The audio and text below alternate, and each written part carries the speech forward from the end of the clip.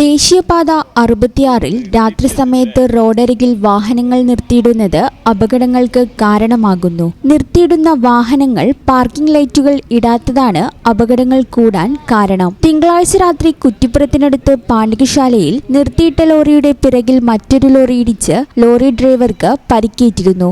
July 26-ന് Chamravattam ജംഗ്ഷനിൽ റോഡരികിൽ നിർത്തിയിട്ടിരുന്ന ഡീസൽ നിറച്ച ടാങ്കർ ലോറിയുടെ പിറകിൽ കണ്ടെയ്നർ ലോറി ഇടിച്ചുണ്ടായ അപകടത്തെ തുടർന്ന് ഡീസൽ ടാങ്ക് തകർന്ന് 4500ഓളം ലിറ്റർ ഡീസലാണ് റോഡിലൂടെ ഒഴുകിയത്. മെയ് 2-ന് നരിപ്പറമ്പ് പന്തേപ്പാലത്ത് റോഡരികിൽ നിർത്തിയിട്ട ചരക്ക് ലോറിക്ക് പിറകിൽ കാറിടിച്ച് കാർ യാത്രികയായിരുന്ന തലശ്ശേരി കോടിയേരി സ്വദേശി ഏലിയന്റെ വീട് നിഖിലിന്റെ ഭാര്യ കൊല്ലം സ്വദേശിനി സിയ മരിച്ചിരുന്നു. ഭർത്താവ് നിഖിലിനും അവരുടെ 1 വയസ്സുള്ള കുഞ്ഞിനും ഗുരുതരമായി പരിക്കേൽക്കുകയും ചെയ്തിരുന്നു. രാത്രിയിൽ റോഡരികിൽ നിർത്തിയിടുന്ന വാഹനങ്ങൾ പാർക്കിംഗ് ലൈറ്റുകൾ ഇടാത്തതിനെതിരെ നടപടി സ്വീകരിക്കുന്നതിൽ ഹൈവേ പോലീസ് കാര്യക്ഷമമായി പ്രവർത്തിക്കുന്നില്ലെന്ന പരാതിയും വ്യാപകമാണ്.